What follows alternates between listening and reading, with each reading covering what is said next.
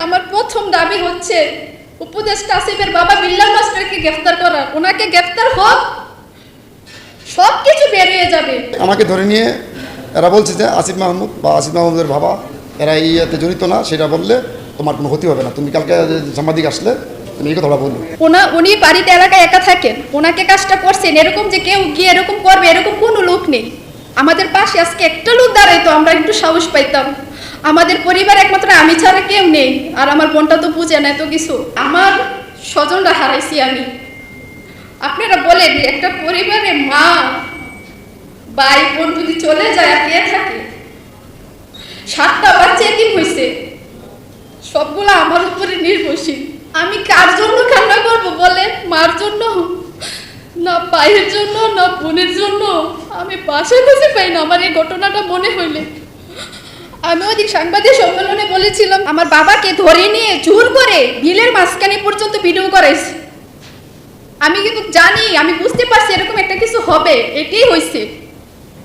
এখন কি আমাকে তন্ন তন্ন করে খুঁজতেছে? এখন পর্যন্ত আমরা হুমকির মধ্যে আছি, আমাদের কোনো নিরাপত্তা নেই, কোনো নিরাপত্তা দিচ্ছে না প্রশাসন। আমি আমার ছোট বোন 2.5 ঘন্টা পুলিশের সহযোগিতা চেয়েছি, ত্রিপুল লাইনে ফোন দিয়েছি, কোনো সহযোগিতা পাইনি। বাঙ্গারা থানা থেকে পরিবারে আসতে সর্বোচ্চ একদম যদি যানজটও থাকে 15 মিনিট সময় লাগে। সেই জায়গার মধ্যে 6টার পর ঘটনা শুরু, তারা 9টার দিকে পুলিশ আসে। এখানে আর কোনো কিছু বলতে হবে আমার মনে হয় না। আমি বাঙ্গারা থানার ওসির উপর সন্তুষ্ট, আজকে ওনার জন্য আমি আপনাদের সামনে আসতে পারছি, কিন্তু উনি সময় মতো আসেননি। আর আমি ওনাকে কল দিইনি, আমি কল দিয়েছি এসআই নাহিদ। আপনারা এসআই নাহিদ এবং আমার কল লিস্টটা যদি তুলেন বুঝতে পারবেন আমি কি পরিমাণ সহযোগিতা চেয়েছি। উনি বলতেছেন আসতেছি, 5 মিনিট একটু ওয়েট করেন, আপনারা কোনো রকমে বাঁচেন। এটি কি কোনো কথা একটা ডিপার্টমেন্টে? আমাদের ঘটনাটার পর যারা আপনাদের মতন সাংবাদিকের সামনে বা মিডিয়ার সামনে যে বক্তব্যগুলো দিয়েছেন, যেমন মুস্তফা পরিবারের, তিনি বলেছেন যে আমরা গতকালকে সন্ধ্যায় সিদ্ধান্ত নিয়েছি এই পরিবারকে একদম শেষ করে ফেলব। এটা আপনারা দেখেন, যারা বক্তব্য দিয়েছেন মিডিয়ার সামনে তারা কিন্তু ঘটনাস্থলে ছিল এবং কি এটার সাথে জড়িত ছিল, তারাও কাজটা করছে। আর আমাদের ঘটনার পর ইচ্ছে করলে প্রত্যেকটি আসামিকে ধরতে পারত। আমাদের ঘটনাটা করে গিয়ে শিমুল চেয়ারম্যান তার বাড়িতে বসে মিডিয়ার সামনে বক্তব্য দেয়।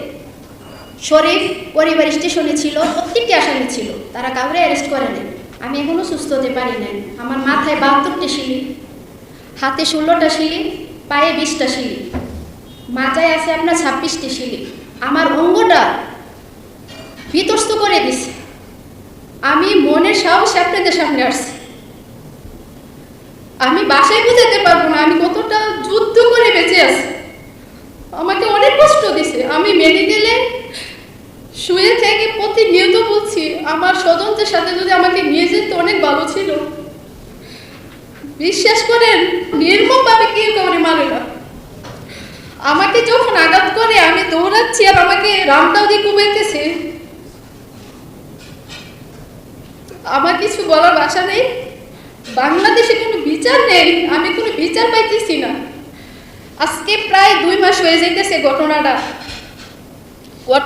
3য় দিন র্যাব কর্তৃক কিছু আসামি ধরার পর আজও পর্যন্ত কোনো আসামি ধরা হয়নি।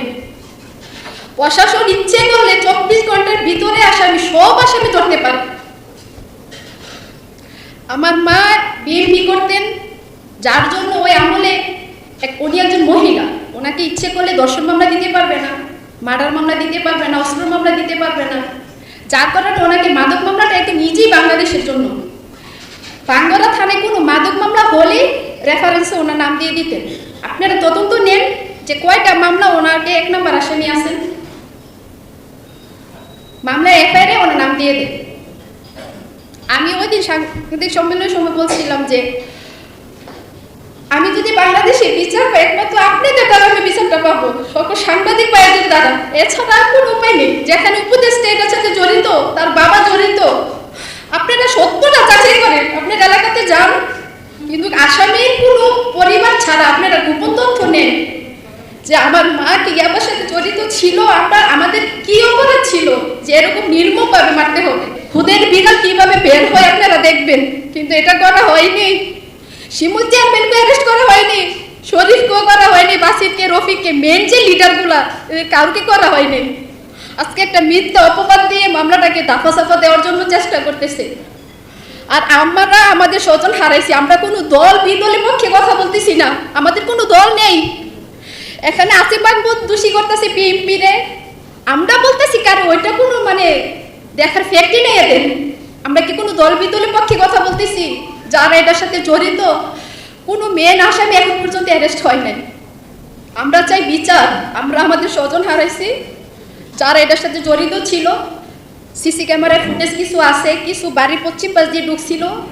আমাদের মার্কেটের দক্ষিণ পাশে আমার কাকার মার্কেট, ওই মার্কেটে কোনো সিসি ক্যামেরা ছিল না, ওই দিক দিয়ে ঢুকছে। আপনারা এটা তদন্ত করেন। কোনো দল এখন পর্যন্ত আমাদের পাশে এসে দাঁড়ায় নেই।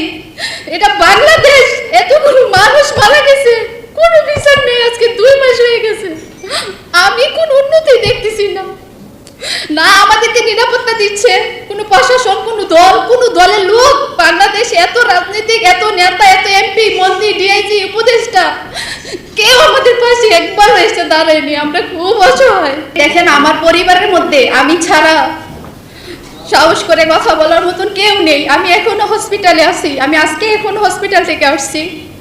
আমার এই মাথার এই জায়গাটা এখন অ্যাডজাস্ট হয় নাই, শুকায় নেই, ইনফেকশন হয়ে গেছে। উনি বাড়িতে এলাকায় একা থাকেন, ওনাকে কাজটা করছেন এরকম যে কেউ গিয়ে এরকম করবে এরকম কোনো লোক নেই। আমাদের পাশে আজকে একটা লোক দাঁড়াইতো আমরা একটু সাহস পাইতাম। আমাদের পরিবার একমাত্র আমি ছাড়া কেউ নেই। আর আমার বোনটা তো বুঝে না এত কিছু। আমাকে উঠায় নিয়ে ওরা বলছে যে তুমি এরকম একটা বক্তব্য দাও, হ্যাঁ আসিফ মাহমুদের বাবা এটাতে জড়িত না, এরকম বললে তোমার কোনো আর আমরা ক্ষতি করবো না। আমাকে ফোনও দিয়েছে, তারপর আমার উঠায় নিয়ে এসে বলছে যে তোমার আইনগতভাবে কোনো ক্ষতিগ্রস্ত হবে না তোমার। এরা আমি বাধ্যতা হয়েছি, আমার ফ্যামিলি আমার তো সবারই ক্ষতি করে ফেলবে, মেরে ফেলবে, এরকম হুমকি দিছে। পরে আমি বলছি যে ঠিক আছে আমি এগুলো বলছি। আমাকে রাতের বেলা নিয়ে গেছিলো, রাতের বেলা নিয়ে আমাদেরকে এক ফসা জায়গাতে নিয়েছিল, ওরা ইয়ে করছে। আর যারাদের আছে এরা ফেস চিনি কিন্তু আমি নাম জানি না, দূরের। আমাকে ধরে নিয়ে এরা বলছে যে আসিফ মাহমুদ বা আসিফ মাহমুদের বাবা এরা এই ইয়েতে জড়িত না, সেটা বললে তোমার কোনো ক্ষতি হবে না, তুমি কালকে সাংবাদিক আসলে তুমি এই কথাটা বললো। তাই আমি লাস্টে বাউন্ডারি ঠিক আছে জান, আমি বলবো না আমাদের যেন ক্ষতিগ্রস্ত না হয় আমাদের ফ্যামিলি। তাই আমি দিনের বেলা ওরা আসতে আমি বলে দিচ্ছি যে হ্যাঁ এই আসিফ মাহমুদ বা আসিফ মাহমুদের বাবা এই খুনের সাথে কোনো জড়িত না, এরকম বলছি। তারা জড়িত, আর আমার জড়িত না তাহলে আমাকে উঠাই নিয়ে সেটা জোরপূর্বক এসে না, তো ওরা ক্ষমতা আছে, এত বড় ক্ষমতাশীল লোক, যাতে যে কোনো মুহূর্তে আমাদেরকে ক্ষতি করে ফেলতে পারে। আমি হসপিটালে, উনি এলাকায় থাকেন, ওনারে ধরে নিয়ে এই কাজটা ঠিকই করেছে।